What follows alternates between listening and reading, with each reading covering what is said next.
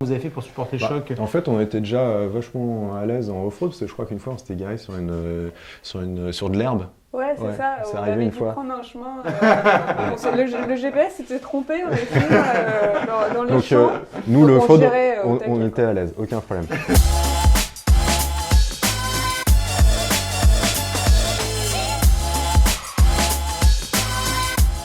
Salut les riders, j'espère que vous avez la pêche. Xteme Show autour du voyage, donc bien sympathique. J'ai invité Cécile et Fabien qui ont fait un tour du monde en Versys 300. C'est ça. Venir répondre à toutes vos questions. Merci Michel, bonjour à tous. Merci, bonjour à tous.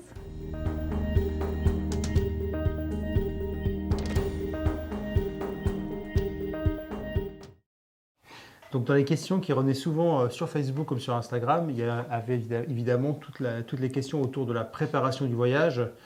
Beaucoup se demandaient avec quel équipement vous êtes parti, avec quelle moto, pourquoi avoir choisi aussi une Versys 300, c'est une question qui revenait. Qui revient. Comment vous avez calculé votre budget? Ok. Donc ça, c'est des questions récurrentes qui sont assez logiques. Je sais pas, on peut commencer par l'équipement du pilote. Comment vous avez fait? Eh ben, on a appelé Xteme Moto. C'est d'ailleurs comme ça qu'on a rencontré toute l'équipe d'Xteme. C'était en équipement les motos pour préparer ce tour du monde. Moto et pilote. Et pilote, ouais. En gros, pour résumer, nous, on a prévu le voyage 2 ans avant, à peu près, et on a acheté les bécanes 1 an avant de partir. Donc c'est ça qui a vraiment concrétisé le départ. Après, pour la partie logistique, budget, organisationnel, c'était plutôt moi qui gérais. Pour la partie moto, équipement, choix de la moto, cahier des charges, équipement, c'est plus Fabien qui a géré. Donc on avait chacun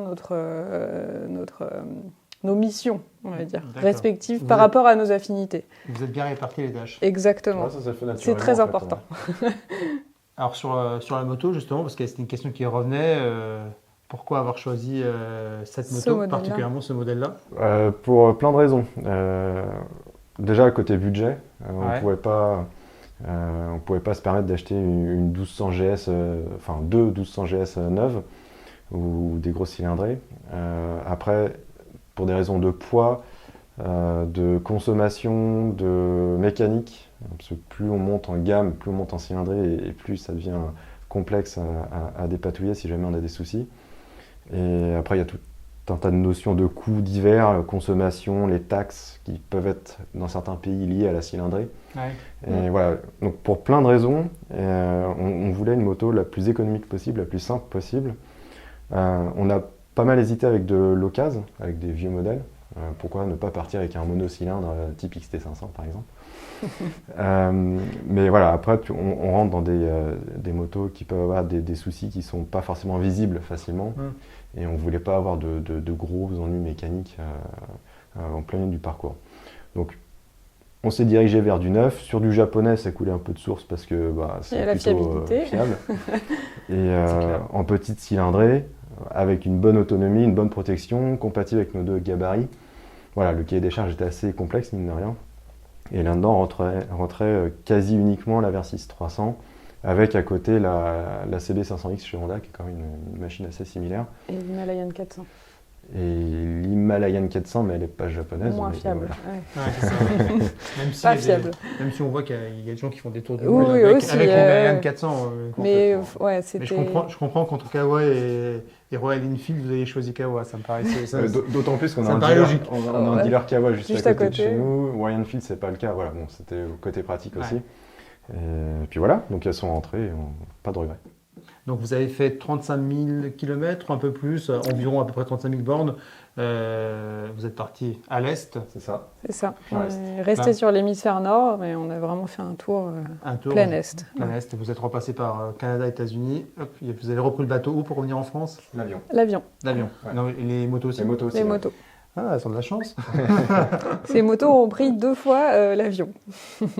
D'où peut-être aussi le fait qu'elles soient petites, parce qu'elles étaient grandes, ça pose peut-être plus de problèmes en termes de fret.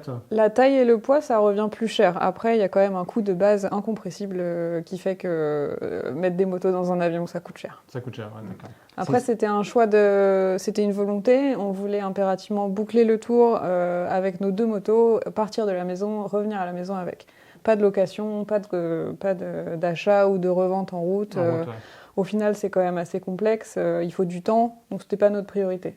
Donc on avait conscience avant de partir que le budget aérien il serait élevé, mais au moins on a pu les avoir sans interruption sur tout le voyage. Ok, donc fiabilité, nickel, vous n'avez Au top. pas eu de panne.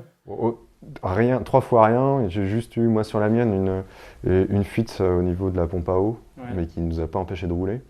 Et pour le reste, c'est que des erreurs des pilotes. Donc on ne peut pas en vouloir en moto. Donc les motos vont très très bien. Elles ont bien supporté les chutes, c'est ça? C'est ça. C'est chute-proof sans problème. Mais elles ont été équipées pour chuter dans de bonnes conditions. C'est ça. On va y venir. Juste pour finir sur les machines, tu disais qu'elles étaient économiques. C'était quoi la consommation de carburant? Sur l'intégralité du parcours, donc il y a eu plein de terrains divers et variés, mais sur les 35 000 et quelques kilomètres qu'on a fait, on a consommé les deux motos exactement pareil, 3,98 litres en moyenne. C'est précis pour le coup. Cécile qui aime bien la précision. Ah ok. Ah, oui, effectivement, donc ce qui fait finalement le poste essence, parce que souvent c'est une question qui revient aussi dans les questions, du moins sur les réseaux, ça a dû coûter très cher en essence. Finalement, le poste essence avec une consommation si faible, ça n'a pas été un gros poste. Et c'est même un poste anecdotique, d'autant que le pays le plus cher en essence sur notre route, c'était la France. D'accord. Et que sur faut bien qu'on soit bon quelque part quand même. Et que ce soit sur l'Asie centrale ou même aux États-Unis, Canada, on n'a pas payé grand-chose. Le litre d'essence le moins cher qu'on ait payé, c'était 33 centimes le litre au Kazakhstan. D'accord. Donc à ce tarif-là, on fait du kilomètre sans problème. Ouais, pour pas cher. Pour pas cher. Au niveau de l'autonomie des machines, vous n'avez jamais eu de problème pour trouver de l'essence? On savait qu'on aurait des passages difficiles. En préparant le parcours, on s'en était rendu compte, notamment en Ouzbékistan, où là-bas, on trouve de l'essence, mais c'est de l'octane 80 principalement. Ah, donc il y a un indice très bas, ouais. Et les véhicules roulent au gaz. Et parce que la majorité des véhicules là-bas roulent au gaz et pas à l'essence, c'est pour ça que l'essence est de mauvaise qualité, parce que c'est des vieilles voitures qui roulent encore à l'essence. Et donc même si on a des taux de compression assez faibles là-dessus, l'indice 80 ça passe pas trop. Donc on savait qu'on a un petit souci. On trouve du 91, mais voilà, il faut chercher un peu. Et l'avantage de ces motos, encore une fois, avec les 17 litres de réservoir et une faible consommation, c'est qu'on a 400-450 km d'autonomie en roulant doucement, et du coup on n'a jamais eu trop de soucis. Vous aviez prévu un petit jerrycan comme de secours, des choses Oui. comme ça? Oui. Alors on avait en permanence sur nous chacun ces merveilleuses bouteilles d'1 litre. Donc on en avait 2 par moto, avec des supports en duristan qu'on attachait derrière. Donc on avait 2 litres chacun en secours, ça servait aussi pour notre réchaud. D'accord, ouais. Donc ça c'est Très vachement pratique de combiner les deux. parce qu'on ne voulait pas se trimballer, alors c'est un autre sujet, mais on ne voulait pas se trimballer les cartouches de gaz pour un réchaud, ça prend de la place alors qu'on peut très bien le faire marcher avec de l'essence, si on a le bon réchaud. Et en plus de ça, au niveau essence, on avait aussi acheté des bidons pliables d'essence en caoutchouc, un peu style comme un revêtement de bottes en caoutchouc à l'ancienne. Et ça, on l'avait plié, rangé à l'arrière, qui fait 10 litres. Donc on avait 10 litres chacun qu'on pouvait avoir en supplémentaire. On s'en est servi une fois en Ouzbékistan quand on était faire un tour aux côtés de la mer d'Aral. D'accord. Voilà. Au niveau d'équipement du pilote, donc bon, vous êtes venu chez X-Tem. Exactement. Ça on l'avait bien compris.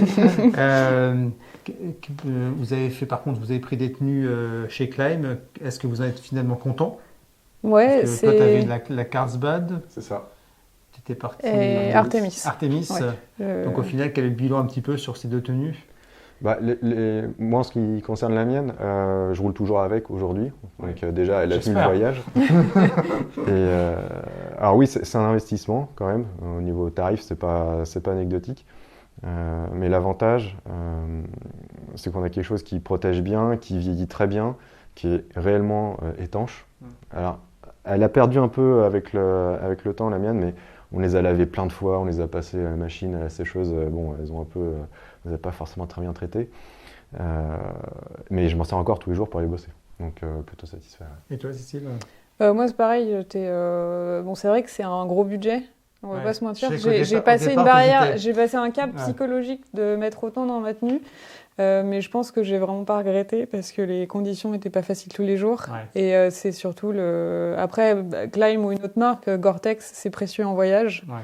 Un Gore-Tex de bonne qualité, ça évite de nombreuses misères. Je pense que le fait que ça soit du laminé aussi, c'était important parce que ça évite aussi Surtout quand vous êtes comme ça, tout le temps sur la route finalement. Oui, parce Si qu'on vous la porte en Ouais. permanence, la Ouais. tenue. Bah, donc, c'est ça devient notre deuxième peau. Pendant 8 mois, on l'avait en permanence. Donc si on a froid, si on est mouillé, ou si c'est inconfortable, ou si on ne se sent pas protégé, je pense que c'est quelque chose qui mérite un investissement conséquent parce que c'est pas anecdotique comme équipement. Et on se sent protégé aussi. Il y a quand même une notion rassurante. On sait que le truc il va pas se déchirer à la moindre chute, et des chutes on en a fait quelques-unes. Donc c'est agréable. Ce côté-là, c'est éprouvé, c'est bon. Oui, ça ça, tient. c'est bon. Et le fait de pouvoir les mettre à la machine, c'est précieux aussi. Parce qu'il y a des tenues lavage-main. Enfin, lavage-main en voyage, c'est pas une option, quoi. Donc après des journées pleines de boue, hop, dès qu'on trouve une machine, on met dedans, on ressort, on est à peu près propre. Je trouve que c'est un point positif aussi. Ouais, non, mais il ne faut pas négliger les aspects pratiques Ah, en non. voyage, c'est clair. Après, non, c'était un bon choix. Au niveau des casques, ça par contre, vous aviez vos casques, donc vous êtes parti quoi, sur des casques aventure ou plutôt des modulables je me souviens plus de mémoire.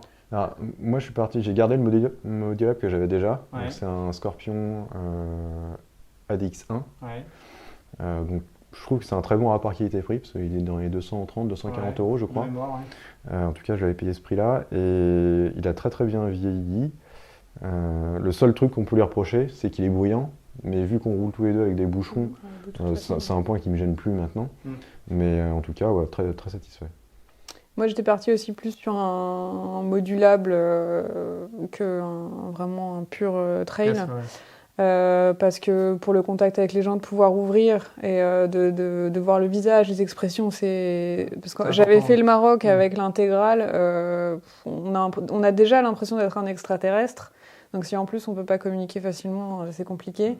Je l'avais changé pour le prendre blanc, pour éviter d'avoir toute la chaleur, le soleil, et j'avais pris le plus léger possible. Donc moi c'était un AJC RPA. RPHA, je sais plus comment ça se dit. RFA 90 et effectivement ultra léger, top. Bon, il y a des petites finitions à revoir, mais je regrette pas mon choix, quoi. Ouais. Et de toute façon, vous étiez tous les deux partis sur des casques blancs. Oui. Pour la chaleur. Pour la chaleur, oui, ben on a Ça, c'est un bon par conseil, expérience. n'empêche. Oui. Même sans être dans des destinations qu'on pourrait penser hyper chaudes, en Ouzbékistan, on a eu des températures assez élevées, au Japon, et même juste de pouvoir respirer, des fois, c'est vital, quoi. Ouais. Il y a tout un passage sur les questions que j'ai vu sur tout ce qui est un peu papasserie finalement, les assurances, les visas, il y avait assurance, visa, les passages de frontières, comment ça se passait. Alors est-ce que vous avez préparé ça en avant? J'imagine que oui. Alors ça, c'était mon job. J'y ai passé du temps. J'ai passé beaucoup de temps sur les forums à regarder. Les visas, c'est pas compliqué, c'est de l'anticipation. Faut les payer. La Russie, c'était assez cher. Il y a beaucoup de pays où il n'y a pas besoin. Donc ça, c'est bien de regarder avant, et c'est aussi une partie des critères pour faire le tracé. Typiquement, on a contourné la Chine parce que la Chine, c'est hyper compliqué niveau visa. Il faut des guides, ça coûte une blinde, et au final, c'est pas ce qu'on voulait faire. C'était pas cette façon de voyager. Il y a un timing à respecter. On est obligé d'avoir un guide, donc on a aucune autonomie. Enfin, c'est des détails qu'il faut regarder avant de partir, parce que des fois on a plein de rêves, mais il faut revenir à la réalité avec ces détails pratiques. Pour les assurances, il y a l'assurance de la moto avant de partir, bien regarder les pays qui sont couverts par la carte verte. Oui, parce que ça, on peut le dire, toutes les assurances européennes ne couvrent pas de la même façon. Forcément tous les pays, tous les mêmes pays. Sur la carte verte, il y a une liste de pays qui sont couverts par votre assurance. Et on a changé d'assurance en France avant de partir parce que la nouvelle qu'on a prise couvrait la Russie. Donc on était couverts jusqu'à Vladivostok. Ce qui était quand même pas négligeable. Ouais, vu le nombre de kilomètres qu'on a fait en Russie. Voilà, après, c'est pas insurmontable. La partie, pour moi, la plus difficile dans la préparation, c'était de dégoter les informations pour le transit des motos, justement. Mettre les motos dans un bateau, dans un avion, comment ça se passe, combien ça coûte. Et ça, c'est très difficile. Tant que t'es pas dedans, tu sais pas. Donc ça prend du temps. Mais le secret, ça, c'est les forums de voyageurs. C'est là-dessus où on a trouvé le plus d'infos. Les forums, les rencontres. Et après, c'est les rencontres en cours de route aussi, parce qu'on rencontre plein de voyageurs dans ce genre de voyage. Et forcément, les premiers réflexes, on s'échange les bons tuyaux, quoi. Les infos. Et alors justement, au niveau assurance, vous aviez finalement une seule assurance. Vous avez trouvé une assurance qui automoto qui couvre l'ensemble des pays. Alors non, Ah non, justement. non, non, alors, vous avez pris deux. non, c'est ouais. juste que celle-là, notre assurance française couvrait l'Ukraine, je crois aussi, ouais, Alors, jusqu'à l'Ukraine, l'Ukraine, la Russie, et c'est tout. et après, sur tous les autres pays, donc l'Asie centrale, déjà, tout ce qui est Ouzbékistan, Tadjikistan, donc ça, c'est des assurances qu'on prend À la frontière. à la frontière. D'accord. Mais c'est plus, en vrai, des assurances pour être contrôles. carré Ouais. face au... Faut pas avoir d'accident, quoi. Voilà, c'est ça. Vaut mieux. Après, Tu sais même pas comment les contacter, en fait. Donc, en fait, Ok. mais t'as ton papier. c'est plus parce Ouais. que si jamais tu as un flic zélé qui commence à vouloir t'embêter un petit peu, au moins t'es clean même sur ce côté-là et une fois ça nous a sauvés. Mais c'est vrai que le mieux, c'est de pas tester si l'assurance est bien. Fonctionne ou pas. Mais après, en France, c'est un peu pareil, hein, je te dirais. Moins, les assurances, tu les payes, mais moins tu t'en sers, mieux tu te portes. Oui, c'est bon signe quand on l'utilise pas. Oui, c'est ça. Donc oui, il y a beaucoup que tu fais sur la route. Là où on a le plus galéré, étrangement, pour les assurances, c'est États-Unis-Canada. D'accord. Et c'était cher, et comme c'est des pays qui sont très procéduriers, il faut faire attention, être sûr d'être bien couvert. Donc là, j'ai pas de solution miracle. Bah, en fait, si, ce qu'on peut dire, ce qu'on a fait, parce que nous on est arrivé donc au Canada, à Vancouver. Donc on a cherché à assurer tout de suite les motos en sortie d'avion à Vancouver pour le Canada et les États-Unis. Sauf qu'il n'y a aucune société qu'on a trouvée, en tout cas canadienne, qui voulait assurer des motos françaises avec des plaques françaises sur le territoire canadien et encore moins américain. Donc l'astuce qu'on a fini par dégoter, là encore via des forums, c'est de passer par un courtier en assurance américain qui couvre également le Canada. D'accord. Et ça, Inverse. Voilà. Et donc ça, c'est encore une fois, c'est le genre d'info qu'on a en cherchant sur les forums. Et en testant. De toute façon, il y a une part d'improvisation quand on parle. Ah bah oui. Justement, c'est bien de préparer un minimum. Après, chacun a sa façon de voyager. Nous, on était quand même assez... Enfin, moi, je suis un peu maniaque, donc je prépare beaucoup. Mais il faut toujours laisser une part à la surprise et à l'imprévu. Sinon, sinon, on part pas, en fait. Ah non, bah, c'est clair. Donc, un minimum de préparation pour être un peu plus serein. Mais après, de toute façon, on ne peut pas tout contrôler. Par contre, ce qui est important et en préparation, c'est l'assurance santé, parce que ça, c'est l'autre pan des assurances, au-delà des assurances moto. Voilà. Donc, on a trouvé une assurance qui proposait en extra, donc l'assurance santé, mais aussi une assurance qui nous couvrait sur de la moto en off-road. Et ça, c'était compliqué à trouver. On a eu à la tester en cours de route, parce que j'ai fait une petite gamelle au Tadjikistan, je me suis fait un peu mal. Pour l'assistance, il y a beaucoup de points à revoir. Mais du coup, c'est l'assistance, c'est pas l'assurance, donc voilà. Ouais, éviter Europe Assistance. Voilà, c'est ça. Après, je sais pas si les autres sont meilleurs, mais En tout cas, on n'a pas une super bonne c'était pas expérience. super fameux. C'est pas dans un cadre très critique, très grave, Ouais. mais heureusement. Heureusement, ouais. Peut-être que si c'était grave, ils auraient Ils auraient rapatrié, réagi, ouais. Ils auraient réagi. C'est ce Ils qu'on auraient se dit mieux pour se réagi. rassurer. On espère. Avant de rentrer dans le vif du sujet du voyage, j'avais notre community manager qui avait une question très personnelle et il me disait mais comment Cécile fait toujours pour être bien coiffée à moto donc, Ah bah, c'est qu'il a pas vu toutes les photos. J'ai pas d'astuce. Je me suis juste coupé les cheveux avant de partir pour être sûre de pas avoir de cheveux qui débordent du casque. Mais sinon, je suis pas tout à fait d'accord avec ton community manager. J'ai pas le sentiment d'avoir été bien coiffée tout le long.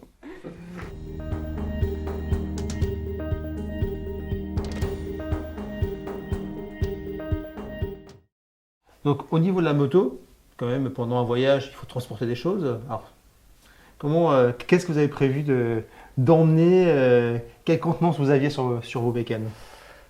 Alors, les deux motos étaient préparées de façon similaire. À peu près. Là, on a une sacoche de réservoir enduristan. Sur la mienne, j'avais un modèle un peu plus gros, mais voilà, globalement, c'est... Je vois qu'il y a un lecteur de cartes, vous l'avez utilisé? Sur la fin, mais plus pour me repérer. Mais c'est Fabien qui faisait toute la partie GPS sur son téléphone. Ouais, moi, La ça, carte, ça, c'est intéressant parce que ça veut dire que vous n'avez pas pris un Garmin, parce que Non. souvent Non. on dit il faut un super GPS, donc vous avez pris votre téléphone. Personnellement, ça fait bien longtemps que j'ai arrêté les GPS en dur, parce que je vois plus l'intérêt. Maintenant, on a des téléphones étanches, on a des super applications GPS qui sont gratuites. Gratuite en plus. Avec des cartes d'un niveau de détail assez impressionnant. Et donc là, concrètement, sur les 35 000 km, j'avais mon téléphone de verrouillé devant sur le support. J'ai vu que c'était un support Rammonde que tu avais mis. Exactement, avec un Open Osmond comme application. Osmond, ok. Donc une application gratuite où on peut télécharger toutes les cartes du monde entier, de tous les pays. Et on a fait tout l'itinéraire avec ça. Et le gros avantage, c'est qu'il n'y a pas besoin de data. Donc, tu n'as pas d'explosion de forfait téléphonique. Les cartes, tu les charges avant. Il faut juste de l'espace sur ton téléphone pour mettre toutes les cartes, tous les pays. Vous les mettez peut-être au fur et à mesure aussi à un moment donné, non, moi j'avais pris un téléphone avec une capacité de stockage assez importante. Comme ça, je pouvais tout télécharger avant de partir. Parce qu'en cours de route, on ne sait jamais sur quoi on va tomber comme connexion Internet. Donc, je préfère au moins avoir une version du jour de départ de tous les pays dans le téléphone. Après, on les met à jour au fur et à mesure qu'on peut. Mais voilà, au moins j'ai quelque chose sur moi. Ok. Donc ça, c'était la partie alors ça, c'était pour nav et sacoche voilà. de réservoir. Donc, moi, personnellement, les lecteurs de cartes, je m'en suis pas servi sur la mienne. On avait tous les deux des petites sacoches à l'avant. On n'avait pas les mêmes modèles, par contre. Toi, je ne sais pas si on avait cité la marque, c'est du Enduristan. Enduristan, ouais, c'est ça. Étanchéité, pas de souci. Aucun problème. Aucun souci. C'est super costaud, elles sont encore comme neuves. Enfin, ouais, c'est vraiment du bon matos. Ensuite, donc, excuse-moi. Ouais, pour les sacoches, qu'est-ce que tu avais toi devant? Devant, j'avais des Motec, donc faut pas tomber avec. Ça arrive en plus. Parce que des sacoches sur les crash bars, forcément, c'est les sacoches qui morflent. Donc j'en ai une qui est pas revenue. Sinon. Elles sont à quel pays? Au Tadjikistan. Sur une piste. C'est ça. Non, elle est revenue, mais elle est plus fonctionnelle. Elle tenait avec une sangle. D'accord. Niveau étanchéité, aucun problème. Après, il n'y a pas beaucoup d'espace en fait, donc niveau pratique, c'était pas le modèle que je reprendrais si je devais partir. Après, ça reste un petit peu d'espace en plus. Après, comme la nature horreur du vide, on a tendance à mettre des choses dont on n'a pas forcément besoin. Donc, il faut bien réfléchir au chargement avant de partir. Et sur l'arrière, on avait des sacoches souples. Alors là, il y a le grand débat souple, rigide. Nous, la question, elle ne se posait pas. De toute façon, c'était du souple. Et on est parti aussi sur des sacoches Enduristan. Donc, les Monsoon 3. Les Monsoon 3. Pareil, un gros budget, mais quelque chose de coriace, d'étanche. Le seul reproche que j'aurais à leur faire, mais je crois qu'ils ont réglé le souci sur le dernier modèle, c'est les fixations. C'était il fallait entourer, voilà. Donc en fait, il y en a une qui a frotté, du coup ça a lâché. Enfin, faut bien réfléchir et faut pas avoir à les enlever, à les remettre. Là, on les installe. Oui, c'est ça. C'est en fait le principe, c'est des boucles qu'on vient passer autour des supports latéraux. Mais donc du coup, faut imaginer qu'on a la sacoche, le support qui est derrière, il faut passer les bras derrière pour essayer de les accrocher, de tendre le tout pour éviter que ça bouge de trop, parce qu'il ne faut pas que ça bouge, pas trop du moins. C'est compliqué de garder tout donc rendu, voilà, si c'est des sacoches qu'on laisse à demeure sur la moto, c'est pas gênant, on s'enquiquine une fois et puis voilà, on les laisse. Donc nous, c'est ce qu'on faisait. Mais si c'est quelque chose qu'on doit enlever de manière récurrente ou tous les jours pour les emmener dans la tente ou dans la chambre d'hôtel, c'est pas du tout le bon modèle. Ouais. Alors effectivement, ils l'ont changé sur la dernière version. Il y a une vraie amélioration. Je pense que c'est vachement mieux. Mais sinon, en termes de qualité de fabrication, de matériaux et de conception, c'est super bon matos. Ouais, ça bouge pas. Ouais. Non. Et pour le coup, c'est 100% étanche, même immergé, pour avoir testé. Oui, bon, c'est l'immersion aussi. Ouais. Aucun problème. Et après, le top case, c'est quand même pratique parce que ça ferme à clé, contrairement aux sacoches, donc c'est Motec. Ouais. Et étanchéité aussi. On a eu plusieurs fois où, en prenant un peu d'altitude en redescendant, j'arrivais pas à les ouvrir. Donc on a aucun problème sur l'étanchéité. Ce qui est pratique dans les pays où il y a des ours, il faut bien fermer tout ce qui est nourriture. D'accord. Quand tu fais du camping sauvage et qu'il y a un risque d'ours, tu as des règles très précises sur où faire à manger, où laisser ta bouffe pour pas finir avec un ours dans ta tente en train de manger tes sneakers. Donc, donc le top case était bien pratique aussi et même au quotidien toujours. On a juste fait une modif sur la fixation, sur la platine de fixation. Alors je crois savoir que Motec m'a dit qu'ils avaient changé leur système depuis, mais sur ce modèle-là, quand nous on l'a acheté, la plaque de fixation qui est en dessous tient sur le porte-bagages par 3 quarts de tour qui se vissent. Enfin, c'était pas solide. Et donc celles-là, elles ont cassé même avant de partir. Donc on les avait remplacées par des vis inox. Et ça n'a pas bougé. D'où l'importance de tester avant de partir. Exactement. Bah tiens, justement, c'est une bonne transition. Qu'est-ce que vous avez fait? Est-ce que vous êtes, parce que vous avez fait quand même pas mal d'off-road au final, Sur le trajet, oui. sur le trajet. Alors, est-ce que vous étiez déjà des adeptes de l'off-road, donc pour vous c'était une formalité? Est-ce que finalement vous vous êtes entraîné avant, même physiquement? Comment vous avez fait pour supporter le choc? En fait, on était déjà vachement à l'aise en off-road parce que je crois qu'une fois on s'était garé sur de l'herbe. Ouais, c'est Ouais, ça. c'est On arrivé avait une dû fois. prendre un chemin. Le GPS s'était trompé, on était dans les Donc champs. nous, Donc, le on off-road, gérait au taquet, on quoi. était à l'aise, aucun problème. Non, Donc, ouais. c'était une vraie réflexion lors de la préparation du voyage, c'est de dire c'est bien d'envisager tout ça, mais voilà, il faudrait Faut, peut-être s'entraîner un petit peu avant. Bah, surtout, il faut maîtriser. Pour moi, c'était une vraie peur. Ouais. De dire, dès que je sortais, ça fait à peu près, ça fait quasiment 10 ans qu'on roule. La moto, c'est pas un souci. Le problème, c'est sortir de l'asphalte. Donc, on a acheté les motos et l'objectif, c'était de se tester sur les événements Cocorico Rando, tu dois connaître, sur la marche Moto Madness. Ouais. Qui Et- est au mois de mars, là. qui est au mois de mars, donc comme son nom l'indique. Et moi, l'idée c'était, si je survis à la marche Moto Madness et que je prends un minimum de plaisir, on peut partir. Donc c'était le premier test qui a été plutôt réussi, la preuve. On a fait d'autres sorties, d'autres events Cocorico Rando pour tester les bécanes et le matos. Et on a fait un mois au Maroc avec des copains, en XT500 justement. Donc vieille versus moto neuve. Mais c'est important de se préparer à la fois physiquement, de faire du sport. Nous on était plutôt sportifs à la base donc ça allait. Mais Plus toi que moi. Hein. De préparer le corps parce que c'est quand même dur physiquement. Il faut maîtriser la moto aussi. C'est du poids même si elles sont plus légères. Enfin, moi je pense que c'est important d'être prêt pour ça. Oui, et puis en faisant ce genre d'événement et surtout au Maroc, parce que le Maroc, ça nous a mis en situation réelle. Ouais. On est parti chargé avec ce qu'on imaginait à l'époque être notre chargement définitif. Et ça a permis de se rendre compte de 2-3 trucs et de se dire ah non, c'est peut-être pas une bonne idée là. On va peut-être revoir le chargement, comment c'est disposé, le poids, tout ça. Vous avez allégé après le Maroc? Pas beaucoup, mais un peu. Réorganiser. Et réorganiser aussi Ouais. l'accessibilité des choses. Il faut bien penser que une fois que tu as tout fait rentrer, c'est cool, mais est-ce que c'est Accessible. accessible. Ouais, bien sûr. Est-ce qu'il faut vider toute la sacoche pour arriver à quelque chose que tu utilises tous les jours Exactement. Donc ouais, un petit voyage, pas forcément au Maroc, ça peut être en Europe, ça peut être en France même, mais partez Un avec test. votre moto équipée, votre chargement, vos affaires, tout, et voyez ce que ça donne quoi, en vrai. Et c'est ça, quoi, c'est comme ça qu'on se rend compte. Hein.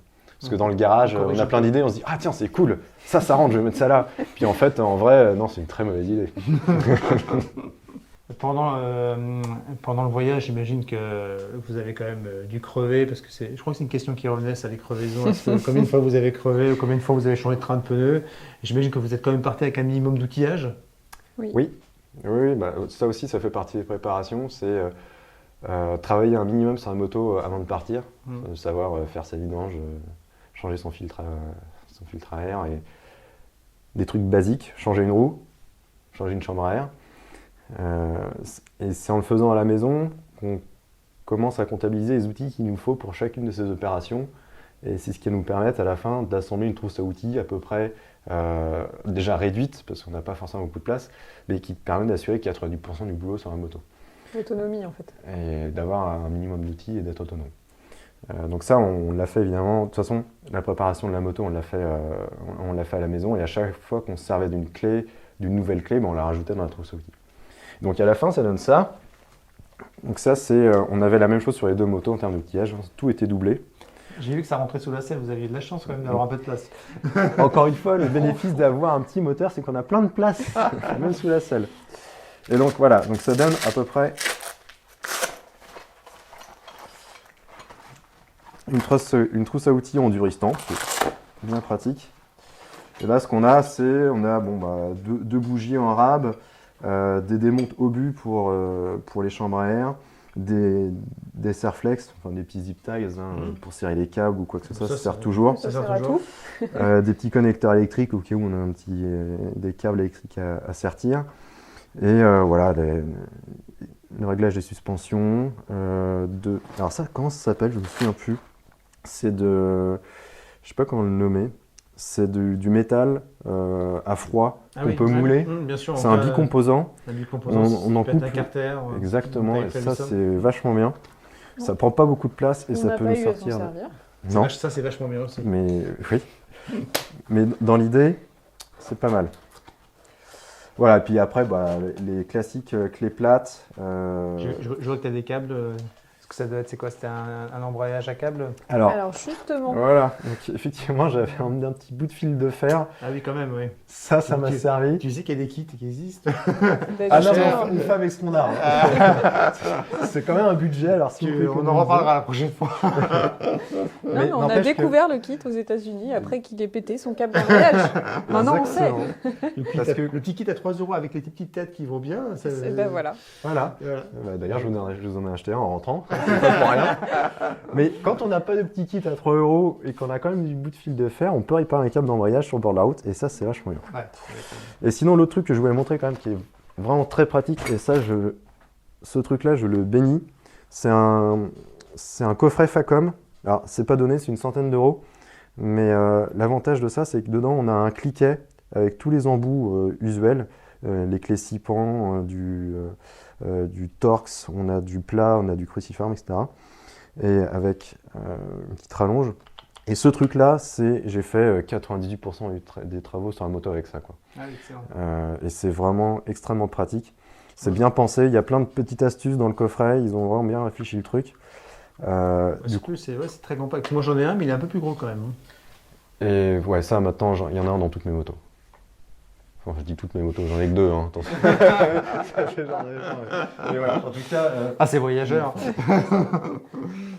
Donc très pratique. Donc par contre, les références, je pourrais pas vous les donner parce que je l'ai oublié. Ici, c'est écrit RPE J31. Voilà, si ça vous parle. Mais en tout cas, chez Facom, ils ont ce format-là, ils en ont qu'un. Donc on ne peut pas se tromper. Et, il y a eu différentes générations. Ça, c'est l'ancienne génération. Moi, dans ma moto, j'ai une autre génération qui est encore un peu mieux. Mais voilà. Aujourd'hui, dans ce format-là, il n'y en a qu'un et je le conseille vraiment. Bon, je crois qu'il va falloir qu'on référence ça chez XTM Moto.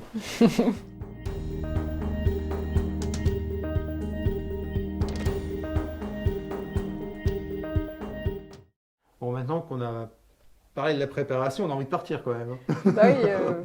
Parlons un peu du voyage. Il faut partir. Il faut partir. Ouais, il y a un truc qui revient tout le temps. Les gens, ils sont quand même assez inquiets pour votre séant en fait. Hein. Ils se disent, notre confort. Pour votre confort. Ils se disent, mais comment tu fait? Ça doit faire mal au cul. Sont-ils fous? Donc 35 000 km, c'est le confort ou pas c'est le confort? Qu'est-ce que vous avez fait? Alors, on a changé les selles parce que de base, sur ce modèle, la selle est en chêne massif. Donc de base, c'était pas une option. Ah, vous avez gagné du poids en plus.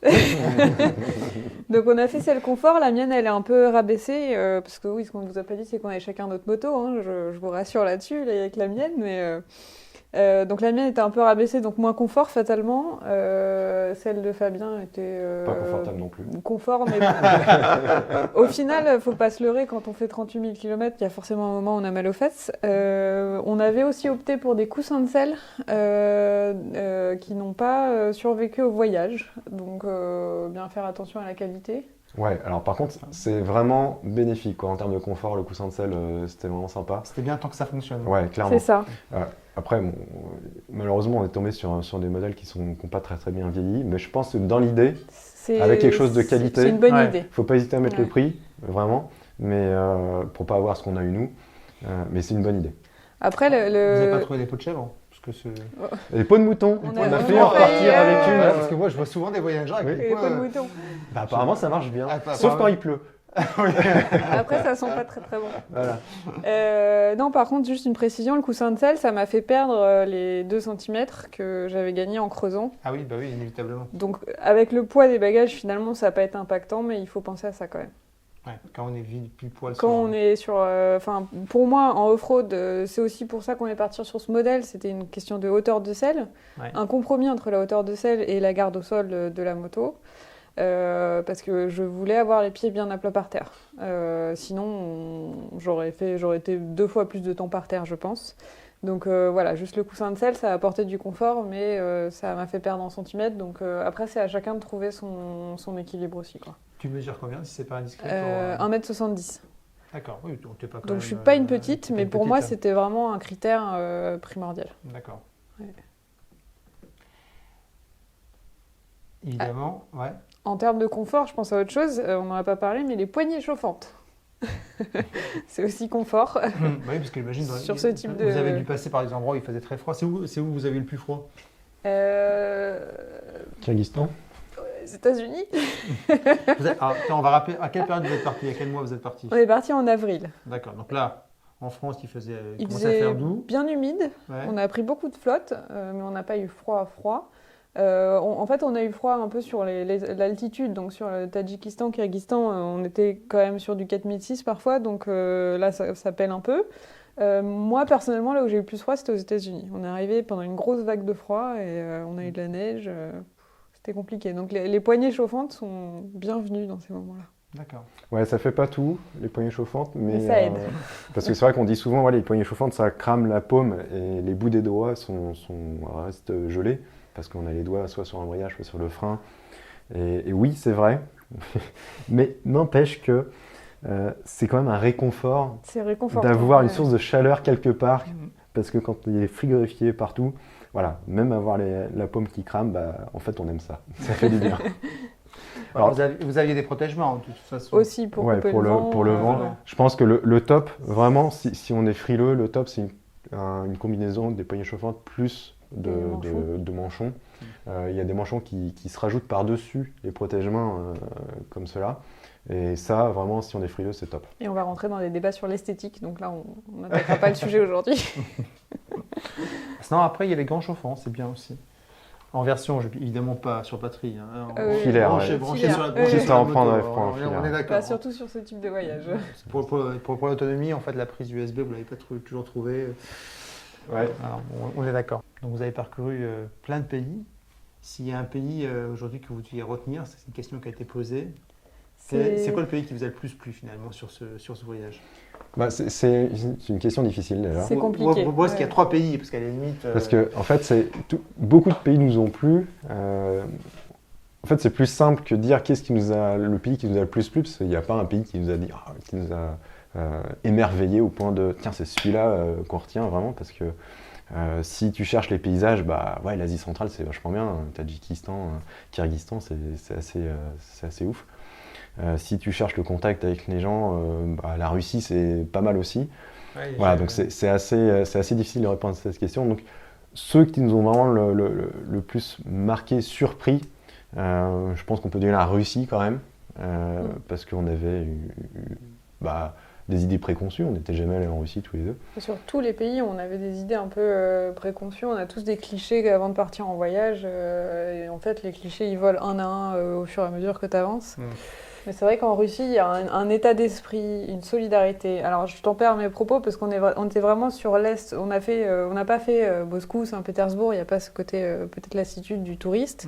On était vraiment sur des zones plus rurales ou des petites villes et un contact avec les gens qui était fantastique. Et un état d'esprit qui était... Oui, une bienveillance. Une bienveillance, mais la bienveillance, on l'a trouvée partout quand même. C'est ça qui nous a marqué. Les Russes, ils sont chaleureux, ils sont accueillants. En plus, si vous êtes motard, ils aiment encore plus. Et voilà, on a fait plein de rencontres avec des Russes, mais toujours très bonnes. Et voilà, ça c'est un pays qui nous a vraiment marqué et qui va rester gravé pour longtemps. Ouais, c'est vrai que pour le coup, on n'imagine pas que ce soit le pays le plus accueillant du monde au final. Non, mais on imagine aussi vu de France. On imagine les Russes qui boivent de la vodka. Nous, on a croisé des gros motards russes en cuir avec la barbe jusque-là qui buvaient du thé parce que non, on conduit, on ne va pas boire de bière. Donc voilà, ça c'est un cliché tout de suite. Après, la bienveillance, l'accueil, on l'a trouvé sur toute notre route. vraiment. Là, on compte plus le nombre de fois où on nous a offert à manger, nous inviter à boire le thé. C'est des choses qu'on a perdues, je pense, en France, voire en Europe. Voire en Europe, Parce qu'il y a une peur de l'étranger, peut-être, alors que là, l'étranger, c'est l'invité. Et ça, c'est quelque chose qui m'a beaucoup marqué et qui reste. Et au-delà des paysages et de tout ce que tu peux voir côté nature, c'est aussi ce rapport humain qui te redonne un peu foi en l'humanité, parce que tu rencontres des gens qui t'accueillent spontanément, qui te donnent tout, et c'est presque un peu frustrant parce que tu sais pas comment rendre, en fait. Ça crée presque un déséquilibre. Mais il n'y a pas vraiment un pays. Je ne saurais pas répondre à cette question. Je pense que c'est une aventure au global et beaucoup de clichés qui volent sur beaucoup de pays. En tout cas, c'est rassurant sur la nature humaine, finalement. Il y a encore de l'espoir, quelque part. Moi, ça m'a redonné de l'espoir. Les gens peuvent être solidaires, peuvent être bienveillants, parce que c'est vrai que de temps en temps, il faut arrêter d'allumer la télé en France, quoi. En fait, faut arrêter de regarder trop les infos. Parce que là, on se dit quand même qu'on a fait plus de 35 000 km, on a traversé 14 pays pendant 8 mois, on n'a fait aucune mauvaise rencontre. Ouais. Oui, souvent on nous demande est-ce que vous avez flippé ou est-ce qu'il y a des moments où vous étiez dans le mal. Les moments où moi j'ai eu le plus peur, c'était plus par rapport à une nature, soit une météo, soit une montagne qui semble tellement imposante qu'on a peur de se prendre un glissement de terrain parce qu'il a plu les jours d'avant. Mais humainement, il n'y a aucun moment où on s'est senti en danger, où on a eu peur pour nos vies. C'est aucun moment, sur aucun des pays. Après, il y a peut-être aussi une question de bon sens. Tu vas pas dans des coins qui sont un peu bizarres où il y a des situations, qui peuvent arriver. Il faut pas être naïf, il faut pas être un bisounours, mais concrètement, on a rencontré plus de bienveillance il n'y a eu aucun moment de doute ou de crainte, en fait. Ouais. Et ça fait du bien. Il faut le dire, ça fait du bien. Ouais, parce que pendant la préparation du voyage, tu te dis, je prépare ma moto, je charge tout, et puis tu te dis, mais en fait, tout ça, ça va rester sur la moto en permanence. Comment ça va se passer quand je vais me garer au fond de la Russie Oui, bien sûr. Est-ce qu'on va me piquer des trucs surtout quand on a l'habitude de Paris. Exactement. C'est ça qui est incroyable. En fait, les seules personnes qui ont touché à nos motos quand on n'était pas là, quand elles étaient garées dans la rue, c'était soit pour essayer des petits post-it avec des mots en disant « J'ai vu votre carte sur le top case, mais vous êtes fous, c'est trop bien, bravo !» Ou c'est les gens qui laissent des cadeaux sur la moto, mais on nous a jamais rien piqué. Enfin, ça remet les choses en perspective et tu te dis, ouais, quand même, peut-être que en fait, on a une vision décalée parce que nous, on est dans une grande ville, on travaille à Paris. Ouais. Là-bas, en plein milieu de l'Asie centrale ou même du Japon. Je pense que c'est la peur de l'inconnu, en fait. Et c'est pour ça, comme tu disais, c'est exactement ça. Il faut éteindre la télé et partir. En fait, il y a un moment où il faut prendre la décision d'y aller, parce que si on regarde trop les news, si on regarde trop le site diplomatie.gouv.fr, là, vous partez plus. On ne part jamais. Alors, il faut quand même être, encore une fois, attentif, mais il faut aussi laisser certaines peurs de côté. Faut pas non plus se dire c'est génial, tout va bien se passer. Oui, voilà, c'est pas les bisounours. Nous, en plus, c'est pas du tout notre état d'esprit, on est assez anxieux. Oui, je dirais plutôt parano. Parano, ouais. Un petit côté parano. Donc, on est du genre à regarder, effectivement, se tenir au courant, informer un minimum par les canaux officiels, mais on sait aussi tempérer, encore plus maintenant, ce qu'on lit, et relativiser les choses. Finalement, le fait d'avoir mis la carte sur le top case, c'était une bonne idée. Ça, c'est un conseil que des voyageurs qu'on avait rencontrés sur un événement Cocorico Rando, qu'on avait revu à Paris, avec qui on avait bu des coups, ils nous avaient dit « Faites-le, c'est génial, ça aide le contact. Ouais. Et ça aide avec tout le monde, que ce soit le douanier, les gens que tu croises dans la rue, même quand t'es pas à côté de la moto, que t'es parti en vadrouille, il y a quand même des gens après qui te contactent sur Instagram ou sur Facebook, parce que c'est le choix qu'on a fait, c'est d'avoir des réseaux. C'est génial. Ça met tout en perspective et c'est... Oui, puis ça aide beaucoup, évidemment, quand on a un souci de barrière de langue. Oui. Tu as évoqué les douaniers, effectivement, c'est souvent ça, c'est le douanier tadjik, le douanier russe. Il se demande ce que tu fais là, d'où tu débarques, tu lui montres la carte. Alors en général, la réaction, c'est de dire ça, c'est ton trajet. Tu dis oui. Et après, il dit mais t'as fait ça en moto? Tu dis oui. Et en général, après, il te dit un truc qui veut dire que t'es taré. Et en même temps, C'est la il suite y a logique. un petit peu de respect. Mais avec une notion ouais, de respect et d'admiration, et tout de suite ça fluidifie les choses. Et ouais, ça change tout. Je conseille aussi vivement. C'est bien. Alors justement, vu qu'on parlait des frayeurs, donc pas de frayeurs avec la population, pas de frayeurs, du moins toujours un accueil plutôt bienveillant. Est-ce que sur la route, par contre, vous êtes fait peur, je sais pas, dans certains pays ça circule bizarrement, ou vraiment des pistes qui vous ont mis où vous êtes vraiment senti en danger en vous disant on va jamais sortir d'ici? Moi, je me suis juste fait une petite gamelle. Là, je pense que c'était ma maîtrise du off-road qui n'était pas encore optimum, et j'avais crevé juste avant, donc psychologiquement, j'étais pas très très bien, je pense. Donc je me suis fait un petit peu mal, et j'avoue que je suis contente d'avoir des protections sur la moto aussi, hein. Donc les pare-mains et les crash bars ont fait leur affaire. Donc voilà, piste un peu difficile, c'était sur la vallée du Wakan, Dans le Pamir. dans le Pamir. Mais c'est vraiment des notions de pilotage. J'allais un petit peu trop vite sur un terrain qui était un petit peu trop mou. D'accord. Ouais. Donc ça s'est mal terminé. Après, il n'y a pas eu de moment vraiment horrible. Il y a eu un passage à gué, une route qui était fermée, enfin un pont qui était détruit avec un passage à gué avec beaucoup de courant. Donc Fabien a eu des petites aventures là. Ouais, le moteur marche pas avec de l'eau. Dedans. Le moteur à eau, ça marche pas. T'as voulu faire l'écolo, quoi. Ouais, voilà, je déconseille. Ne tentez pas, ça vaut pas le coup. Donc on s'est retrouvés à faire une vidange sur le bord de la piste, mais étonnamment, ça nous a permis de faire des nouvelles rencontres. On a trouvé de l'huile en plein milieu de la montagne, donc il y a quand même de la vie, des boutiques. C'est hallucinant en fait quand tu y repenses. Après, Donc, pas de difficultés insurmontables. Est-ce qu'il y a eu des pistes difficiles? Oui, il y en a eu. Est-ce qu'à un moment on s'est dit faut faire demi-tour, on n'y arrivera jamais? Je crois pas. Non. Il y a aussi eu une période avec beaucoup de tôle ondulée. Ouais. Donc quand ton corps y prend, quand ta moto elle prend et que ça s'arrête pas.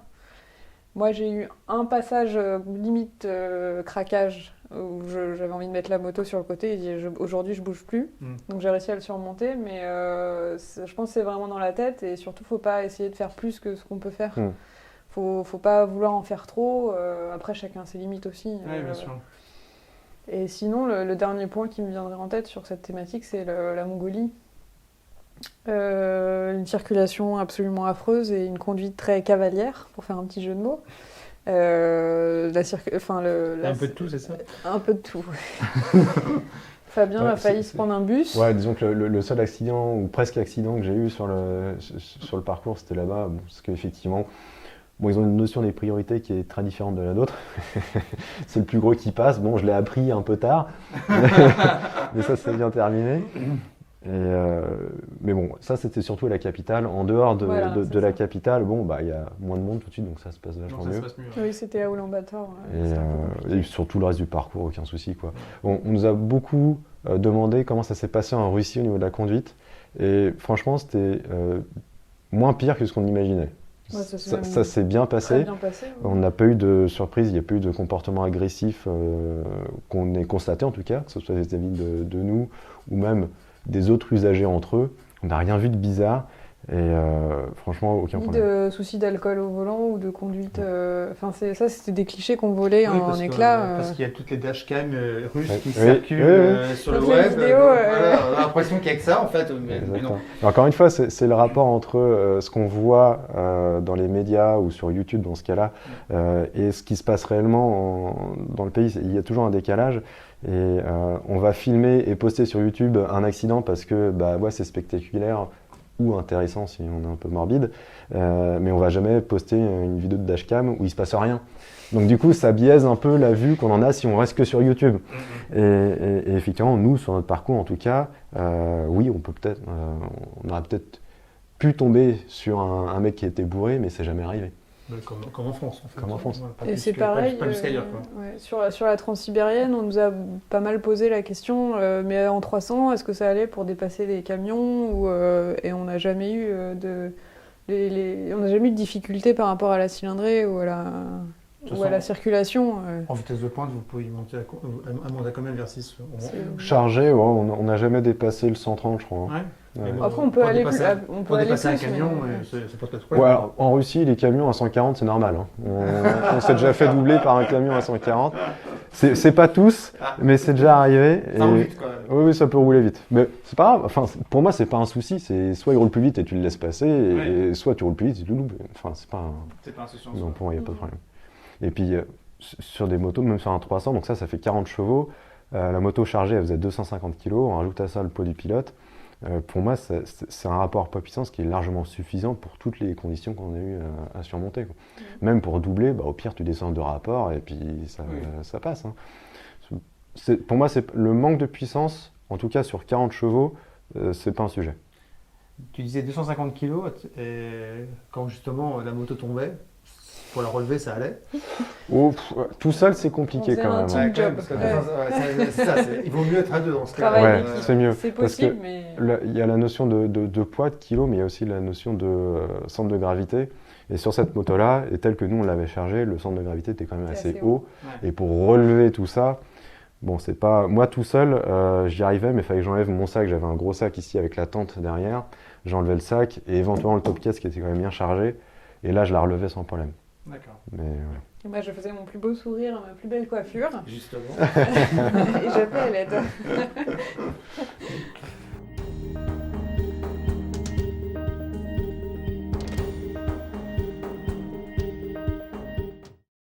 Alors dans les questions qu'on avait, effectivement, on avait aussi, les gens se posent un peu des questions sur ce que vous avez vraiment aimé, quel a été peut-être votre meilleur souvenir. Alors évidemment, vous en avez plein, mais est-ce qu'il y a, je sais pas, une arrivée quelque part, un soir où vous vous êtes retrouvés tout simplement au chaud, parce que je sais pas, il y a peut-être des petits trucs comme ça qui vous ont vraiment marqué pendant le voyage, qui vous ont laissé finalement un bon souvenir. Il y en a peut-être aussi qui ont laissé des mauvais souvenirs, mais globalement, là, les questions étaient plutôt sur les bons souvenirs. Enfin, juste sur les mauvais souvenirs, moi personnellement, j'en ai pas plus que ça. Donc, encore une fois, rapproché à la durée du voyage, c'est plus comme tu dis, des moments d'émerveillement ou des choses qui nous semblent pour acquises au quotidien, qui se transforment en rêve incarné, prendre une douche chaude, Voilà. avoir des toilettes propres, voilà, Ça, j'imagine bien. Ça, c'est du détail, ou juste arriver dans une ville où tu peux faire un tout petit peu de shopping et tu te dis, il y a un peu de place dans la sacoche, je peux changer de t-shirt. Non, pour moi, là, c'est très personnel. Les émerveillements, c'est vraiment arriver au bout de la piste, t'en as chié, t'es tout poussiéreux, il faisait chaud, t'es dans le désert. Et je pense à l'arrivée sur la mer d'Aral. Ouais. Donc ça, vraiment, c'est ces petits moments où tu as l'impression de les mériter. Tu te sens vivre. Parce que tu te sens vivant sur tout le voyage. Ouais. Ça, je peux dire que tu te sens vivant à tout moment. Mais c'est le côté accomplissement. Tu arrives à un objectif auquel tu avais pensé, tu avais un peu fantasmé dessus. Même si on voit les photos, c'est jamais pareil. Ouais. Et pareil, le fait d'arriver à faire toute cette route sur le Pamir, dans le corridor du Wakhan, de se dire on l'a fait, on est allé jusqu'au bout, au milieu de montagnes fabuleuses qui font monter les larmes aux yeux tellement elles sont belles. Quand vous êtes à 4000 mètres, finalement, en plus, parce que vous êtes à 4000 mètres, on dit c'est super haut, je suis à la hauteur du Mont Blanc, et puis en fait, on regardait. Et il y a encore des montagnes au-dessus. Il y a encore quasiment 4000 au-dessus. Et on se sent tout petit, on apprend l'humilité, c'est des moments qui restent. Et moi, l'émerveillement pur, si c'est le mot qui a été utilisé, elle vient vraiment de la nature, de cette nature qui est immense, qui est magnifique, qui fait peur parfois, qui est dangereuse, mais c'est ces moments, donc la mer d'Aral, la Pamir, le moment où j'ai vu le lac Baïkal pour la première fois, ça je m'en souviendrai toute ma vie, parce que c'était un rêve d'aller là-bas. Voilà, c'est surtout le côté nature. Les États-Unis ont beaucoup à offrir aussi, niveau paysage naturel, le Japon, enfin... Tous les pays ont des choses à offrir, mais c'est... Après... J'oublie pas la dimension rencontre, mais pour moi, l'émerveillement, il vient vraiment de ce côté nature et de cette difficulté d'accès, côté mérité. Je pense qu'en fait, finalement, dans nos sociétés occidentales, en plus très urbanisées, on a un vrai besoin de retourner à la nature, et quand on est confronté en fait à sa beauté, on se rend compte aussi peut-être que On ferait mieux de réfléchir à la préserver et non pas continuer à À la la détruire. détruire. Mais bon, ça est un autre sujet. Au niveau des rencontres, justement, parce que là, c'était un peu la partie plus Là, c'était pur émerveillement, sauvage. voilà, ouais. sauvage, sur la partie humaine. Ouais, c'est pas en reste, hein, parce que des rencontres, on en a fait dans tous les pays, et on a gardé beaucoup de contacts. Et, je ne sais pas par où commencer, parce que la première rencontre qu'on ait faite, en vrai, c'est en Ukraine, lors de la première crevaison qu'on a eue. Des gens qui se sont arrêtés pour nous aider, pour réparer le pneu, alors qu'ils avaient 36 heures de voiture derrière eux, qu'ils étaient crevés. Mais voilà, pour eux, c'était tout à fait normal de s'arrêter parce qu'ils voyaient 2 motards français arrêtés sur le bord de la route. Donc déjà, ça commence à faire réfléchir. Et ils ont passé 4 heures avec nous pour trouver un mec qui ouvert le dimanche pour réparer un pneu. Ah, ils vous ont pas abandonné, ils vous ont pas lâché Non. pendant que... Ah non, non. Ah, ils nous ont fait charger la roue dans la voiture, je suis monté avec eux pendant 4 heures, on a fait le tour des patelins aux alentours pour trouver un garage ouvert le dimanche. Enfin, ça c'était la première entrée en matière, on s'est dit, ah ouais quand même, ils sont accueillants en Ukraine. Il a payé la réparation parce que tu es mon ami, tu es dans mon pays, tu ne payeras pas ta réparation. Oui, en plus il a pas voulu qu'on paye. Ouais, donc ça, Ça, c'est- Ok. Mais en fait, je ne pense pas que ça puisse arriver en France. Je Je sais pas. Non, je plaisante. ce qu'on savait pas, c'est que ça serait comme ça sur tout le voyage, et c'est ça qui est assez fou. C'est que on pensait que cette situation-là qu'on avait vécue, qu'on venait de vivre en Ukraine, c'était un truc exceptionnel. On était juste tombé sur des gens super sympas, on avait eu grave du La beau, chance. du bol. Mais en fait, non, on a eu plein d'exemples comme ça, que ce soit en Russie où on s'est fait accueillir un nombre de fois incalculable par des gens qui sont soit des copains de mecs qu'on a rencontrés sur la route. Bah tiens, tu vas là-bas, je connais quelqu'un, appelle-les, et puis ils vont t'accueillir. Soit parce qu'il y a un réseau de motards officieux sur la transsibérienne, et donc il y a des gens qui accueillent les motards qui font la route. Mais ça, tu peux le savoir que si tu rencontres des Russes et que tu parles avec eux, et qu'ils te disent ah, attends, tiens, je vais te donner les contacts, tu vas les appeler. Et oui, et quoi? Bah, ils vont t'héberger, ils vont te nourrir. Je fais ok, d'accord. Ou un mec en Corée du Sud qu'on a croisé sur la route, un motard aussi, qui nous a dit bah tiens, tu vas sur Séoul, ça tombe bien, j'ai un appart là-bas, tu peux rester une semaine si tu veux, aucun Je te problème. laisse file les les clés, clés, quoi. je retourne chez ma mère. Le mec, on le connaissait pas. Bon, et en fait, ça arrive. Accueillant les Coréens. Bah, en tout cas, lui, il l'était. C'est un Ouais, c'est ça. ouais. Et on est toujours bien tombé, quoi. Et donc, ouais, des rencontres, on en a fait plein. Il y avait une question, alors je crois que, bon, peut-être qu'il y en avait peut-être 2 qui ont posé la question. Vous n'êtes pas trop engueulé pendant le voyage? Ah bah. Comment ça se gérait? C'est une bonne question parce que, mine de Vous avez rien, passé beaucoup de temps ensemble pendant 8 mois là. Bah, H24. c'est surtout que beaucoup de temps, il n'y a pas le côté bon, bah, chérie, je vais bosser, ou c'est vraiment 24 sur 24. Et je pense que c'est une belle réussite qu'on ait survécu à ces 8 mois. on est toujours ensemble. On est toujours ensemble et on se supporte. Non, on s'est pas trop engueulé. Après, dans ce genre de voyage, on a un état d'esprit où on a tous les deux le même objectif. On a un tracé, on a un voyage à faire. On sait ce qu'on va faire demain, on sait ce qu'on va faire après-demain, a priori. Donc il n'y a pas de divergence d'objectifs. Donc alors, il faut parler, évidemment, c'est comme tout, La il faut communication. s'exprimer. Parce qu'il y a des fois, on n'a pas forcément la même endurance physique à Les mêmes besoins, un instant au même donné, moment, on n'a quoi. pas les mêmes besoins. Donc il faut se dire, non, moi j'en peux plus, je m'arrête là ce soir, ou alors, non, mais là, il faut vraiment que je mange, ou je sais pas, enfin... C'est ce genre de truc, ça paraît con, mais il faut le dire, il ne faut pas le garder pour soi et se dire non, bah, je vais continuer parce qu'il continue ou parce qu'elle continue. Et puis finalement, ça s'est bien passé pour nous, quoi. Ouais, la communication est primordiale. Après, voilà, c'est H24, donc faut aussi se préserver des moments pour soi. Ouais. Mais ouais, parler tout le temps et dire dès que ça va pas et pas laisser le truc monter en... Vous aviez un intercom? Oui. Ouais, Mais on pas était- connecté en permanence. Bah ouais, et les moments pour soi comme C'est ça. un intercom où tu génères la conversation quand tu as envie de... Ouais, sinon il se met en veille. voilà, c'est D'accord. ça. Ouais, et puis je sais pas ce qu'on pourrait se dire en permanence sur 8 mois Non, quand mais même. il y a un intercom où dès qu'il y a un bruit, ça se détecte. Là, c'était pas le cas. C'était l'idée. Non. Tu établis la communication quand tu as besoin ou quand tu as envie. Mais c'est pas mal comme système. On est parti d'ailleurs, c'est un intercom qu'on avait déjà avant de partir, hein, qu'on avait sur nos casques respectifs.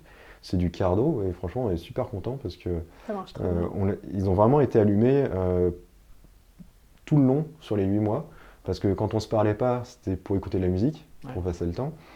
Et ils ont vraiment marché des heures et des heures et on n'a aucun souci avec. Quoi. Vous êtes ennuyé pendant le voyage? Non, jamais. Pas moi en tout cas. Non, tu dis ça par rapport à la musique? Ouais, ça peut être 35 ou 38 000, bon, on compte plus à un moment Oui, donné, c'est ça. mais ça fait énormément de kilomètres. On peut se dire, je sais pas, il y a peut-être des pays où ça va être tout plat. Bah justement, on avait eu enfin moi en préparant, j'avais vu beaucoup de personnes qui disaient oh les plaines du Kazakhstan, c'est d'un ennuyeux ou la transsibérienne, passer le lac Baïkal, tu t'ennuies pendant des milliers de kilomètres. Moi j'ai adoré ce côté monotonie, mais en même temps tu as toujours quelque chose pour t'émerveiller en fait. C'est les couleurs, enfin on fait pas attention aux couleurs. Les plaines du Kazakhstan, moi je me souviendrai toujours de ce mélange de couleurs pastel. Il y a des choses qui marquent et je pense que le fait d'avoir du temps et d'avoir du kilomètre, tu fais plus attention aux petites choses. Donc je pense pas que... Je pense qu'il y a des moments où tu t'ennuies parce que tu en as marre d'être assis ou tu as envie de faire des pauses, mais c'est pas de l'ennui. Oui, c'est la fatigue. C'est plus une petite fatigue que de l'ennui vraiment. Non, quand on part comme ça, on est tellement content de pouvoir le faire que...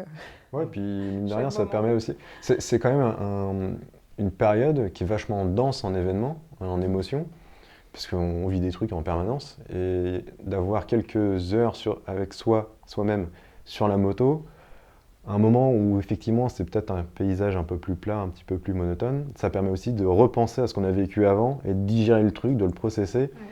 Et de se remettre, se dire putain ouais on a fait ça quand même, ouais j'ai vu ça aussi, et juste de repartir un peu dans ses pensées, et en fait tu t'ennuies jamais parce que tu as tellement de trucs que tu as vécu à digérer, que non en fait ton cerveau il est occupé en permanence quoi. Et puis au-delà de ça tu as aussi qu'est-ce qui va arriver ensuite, parce que ouais ce soir on s'est dit tiens on va aller dans tel patelin parce que c'est ce qu'on a prévu. Mais si ça se trouve, le seul hôtel du patelin, il va être fermé. Alors, quels sont les plans B? Enfin, tu cogites toujours en permanence. Qu'est-ce qu'on va manger? Où est-ce qu'on va acheter la bouffe, etc. Est-ce qu'on a assez de bouffe pour survivre à la prochaine journée? C'est ça. La prochaine station essence, elle est où? Tiens, qu'est-ce que j'ai comme réserve, etc. Enfin, c'est calculé en permanence. Les préoccupations quotidiennes ne sont plus les mêmes. Ah, du tout. Mais il y en a toujours. Il y en a toujours. Voilà.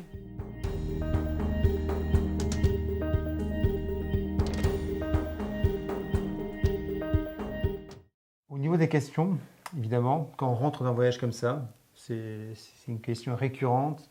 Finalement, on vit comment? Est-ce qu'on a envie de se barrer tout de suite de nouveau?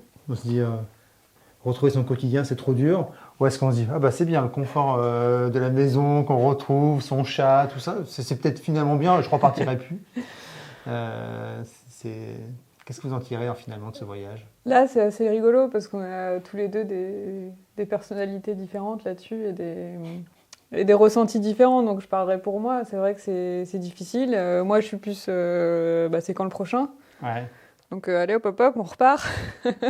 Après, il y a des réalités. Il y a quand même un bonheur de retrouver ses proches, de retrouver le confort effectivement d'une douche, une douche chaude à portée de main, avec du débit.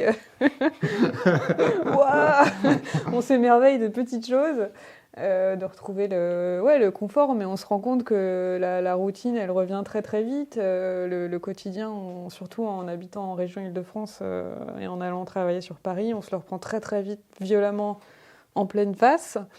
Donc voilà, moi je suis plus en mode hop hop hop, on repart. Après, moi c'est différent. Après, il faut dire aussi que j'ai repris le boulot assez rapidement en revenant. Et j'étais en congé sabbatique. Ouais, et voilà, donc je devais reprendre. En fait, on est rentré 2 semaines avant que je reprenne officiellement mon boulot. Okay. Donc, j'ai pas trop eu le temps de réfléchir et de repenser à ce qui se passait. Et moi, je pense que ça m'aide à pas trop déprimer. Donc je le vis bien pour le moment, après on verra comment ça va évoluer plus tard. Et du coup, on fait des entretiens, des interviews pour parler du voyage. Donc, on continue à le vivre un petit peu. C'est ça, ouais. On partage. Et puis, il y a beaucoup de gens qui sont curieux. Donc, on aime bien aussi échanger. Et ça permet de prolonger et comme disait Fabien, de processer tout ce qu'on n'a pas eu le temps forcément des sujets sur lesquels on n'a pas eu le temps de réfléchir. C'était quand même 8 mois assez intenses, donc il faut quand même un peu de temps. Je dirais pas, on repart, on va pas repartir dans 2 mois. Oui, d'autant qu'il y a la réalité économique qui s'impose. Bon. Un détail. Les motos sont achetées, il y a une partie des frais qui sont faits. Bon. Non, effectivement, il faut remplir les comptes en banque aussi, il faut garder les pieds sur terre, mais c'est vrai que je pense qu'une fois qu'on a goûté au voyage, en tout cas pour moi, ça a toujours été une passion. Mon budget, il est toujours passé là-dedans, donc voilà, c'est une façon de vivre. Mais c'est vrai que de se poser un petit peu, ça permet aussi de gérer tous les photos, les vidéos, aussi beaucoup de matériel, et qu'on a envie de faire vivre aussi. Donc un peu de temps, c'est bien aussi. Alors, si vous deviez donner un conseil à quelqu'un qui va faire son premier trip, son premier voyage, c'est une question qui était posée sur les réseaux. En fait, je pense qu'il ne faut pas trop se prendre la tête. Si on lit les forums ou les autres personnes, les interviews de gens qui ont fait des voyages, on n'aura pas 2 fois la même info, je pense, sur comment préparer son voyage, parce qu'on est tous différents, on voyage tous différemment, on a tous des caractères différents. Il y a des gens qui veulent tout préparer pour limiter au maximum les surprises. Il y en a d'autres. Je sais pas pourquoi tu regardes. Quand il dit ça. Il y en a d'autres comme moi qui sont plus à l'arrache et qui se disent bon, on verra bien. Alors, les extrêmes, c'est jamais bon. Non, donc, il faut trouver un équilibre entre les deux. Mais là encore, il y a plein de curseurs, il y a plein de crans au milieu. Et je pense qu'il faut commencer à voyager à petite échelle peut-être pour se rendre compte, peut-être dans votre région, dans votre pays, pourquoi pas après en Europe, etc. Pour se rendre compte déjà si c'est fait pour soi, comment on gère le truc, est-ce qu'il faut faire des modifs, enfin voilà. Il faut vivre le truc, et c'est sûr que si on n'a jamais fait de moto et qu'on se dit tiens, dans 2 mois je vais faire un tour du monde à moto, il y en a qui vont y réussir, mais voilà, ça... Il y en a qui ont eu des problèmes. Il y en a qui vont avoir des problèmes. Donc moi, mon conseil, c'est de ne pas se mettre la pression, de rester soi-même et de prendre le truc le plus simplement possible et de rester humble. Mais de se lancer quand même, de tester, effectivement, pas forcément à grosse échelle, mais pas de toujours se dire c'est dangereux, c'est trop cher, c'est trop compliqué. Je pense qu'on parlera du budget, chacun a sa façon de faire, chacun a sa façon de voyager, c'est bien de se renseigner, mais il faut aussi le faire à sa façon, et pour le faire, il faut se lancer. Donc il faut trouver le moment où se dire allez c'est bon, on y va, et pas préparer, mais pas trop, sinon on part plus quoi. Ouais. Alors finalement, en termes de budget, ça donne quoi ? Un voyage de 8 mois avec 2,6, 300. Alors nous, on a beaucoup cherché d'infos avant de partir parce que pour, comme vous, avoir une idée de combien ça coûte. Et on n'a pas trouvé d'infos réellement fiables ou assez précises pour pouvoir extrapoler par rapport à notre façon de voyager. Ouais. Donc on avait une idée, mais assez vague, et on avait budgétisé 30 000 € par personne, tout compris. Maximum. Avec les motos, tout compris. Tout compris. On part de zéro, on a un budget de 30 000 et on veut partir 8 mois à moto. Donc, ça comprend évidemment les motos, équipement pilote, les visas, les assurances, et puis le voyage lui-même, les hôtels, la bouffe, tout ça. Et finalement, on n'est pas loin du compte parce que on est dans cette fourchette-là. On est un petit peu en dessous. On est un petit peu en dessous, sachant que ce qui coûte très cher, je sors l'achat des motos du budget, mais ce qui coûte cher, dans notre cas, c'est le fait qu'on ait fait le choix de faire voyager les motos par avion. Pour gagner du temps, mais aussi parce que des fois, typiquement sur le retour entre le Canada et la France, c'était moins cher par avion que par bateau, paradoxalement. Ouais, c'est assez bizarre. Surprenant. Mais ça reste quand même un poste de dépense très important et qui dépasse largement la valeur de ces Versys 300. Ouais. Oui, au final, en termes de... Oui, c'est pour ça qu'il y en a certaines qui les vendent en changeant de route, Oui, Qui les c'est ça. donne, genre. Nous, on voulait les garder, c'était un choix, donc Ouais. on savait que c'était... Mais c'est pour ça qu'on dit qu'il y a différentes façons de voyager, que ça va changer votre budget, parce que si vous, les motos, vous n'avez pas envie de les ramener, ou c'est pas quelque chose à laquelle vous vous attachez, bah, revendez-les avant si vous pouvez. Effectivement, c'est plus intéressant économiquement parlant que de payer un billet d'avion pour une moto pour Oui, l'avoir on dans son garage. faut pas acheter une moto neuve, dans la mesure où on bricole un peu, on la remet au carré avant de partir. Enfin, il y a toujours des façons. Il y en a qui partent comme ça. Ouais. Oui, c'est ça. Et en fait, il n'y a pas de bonne façon de voyager. Mm. C'est vraiment chacun voit midi à sa porte. Et nous, on avait fait le choix, effectivement, de pas se limiter sur l'équipement, sur le confort, sur la préparation. Donc, c'est... Voilà. Ouais. Et pour donner peut-être une idée, pour ceux qui ont déjà des motos et qui souhaitent avoir un budget juste du voyage en soi, des 8 mois, combien ça coûte de voyager 8 mois à moto, voilà. Aujourd'hui, nous, on a calculé 30 000 € à deux pour les 8 mois de voyage. Donc 15 000 € chacun à peu près. À peu près, ouais. Avec les transports. Avec le transport moto. Avec le voyage des motos Ouais. qui ont pris l'avion. Ouais, C'est ça. Parce que sur les 15 000, il y en a au moins pour 4 000 sur les, de fret aérien, j'imagine, entre les deux. Alors, on a fait nos devoirs quand même avant de venir. Alors si on prend le voyage des motos, donc le transport des motos exactement, que ce soit 2 fois par avion ou par bateau aussi. Entre la Russie et le Japon, il n'y a qu'une seule compagnie, donc c'est très très cher. C'est ça. Donc ça nous a coûté, le tout cumulé, c'est 8 871 € pour les 2 motos. Ouais, donc un peu plus de 4 000 € par moto. C'est quasiment le prix de la moto en fait. Donc c'est un budget, donc pareil, si le budget est serré, évidemment, vous ne voyagerez pas de la même façon et vous pourrez économiser là-dessus. Ouais, bien sûr. Il y a toujours... Si vous n'allez pas au Japon déjà, c'est ça. Ça aide. ça aide. Oui, bien sûr, le Japon c'était un choix, mais c'était un choix coûteux, c'est sûr. Bon, bah écoutez, je pense qu'on a fait un peu le tour de votre voyage. Vous avez continué à le vivre longtemps, j'imagine. On pourrait en parler encore des heures, mais je pense que vous risquez de nous perdre. On t'a ramené une petite collection de 8000 photos. Voilà, si c'est vous avez un peu de temps. Si tu as 5 minutes pour les trier. On va en mettre quelques-unes. Bon, en tout cas, merci beaucoup pour ce partage. Merci à toi, ça nous fait plaisir de partager aussi. Il faut que je me dépêche parce que là j'ai un voyage à faire. Merci les raiders de nous avoir suivis. J'espère que cette longue vidéo va vous intéresser. En tout cas, il y a plein d'informations, je pense, pour si vous souhaitez un jour partir faire un tour du monde comme Cécile et Fabien. Si vous avez encore des questions, il ne faut pas hésiter, posez-les sur les réseaux sociaux. Je les transmettrai. Oui, n'hésitez pas. On a aussi toujours notre page Facebook et vous avez toujours votre Instagram page, et le blog aussi. Ouais. On a dit bonco.world. Et on a dit banco.world. Ouais, effectivement. Donc vous pouvez et on a dit banco tout simplement sur Insta et sur Facebook. Vous pouvez encore leur poser. Suivre, il n'y a plus grand chose à suivre, mais vous pouvez nous contacter. Ouais. En tout cas, leur poser des questions et les suivre parce que je suis sûr qu'ils vont repartir. La question c'est quand? C'est quand? C'est ça. La question c'est pas est-ce qu'ils repartent, c'est sûr, c'est quand. Merci beaucoup en tout cas. À bientôt les riders. Merci, salut.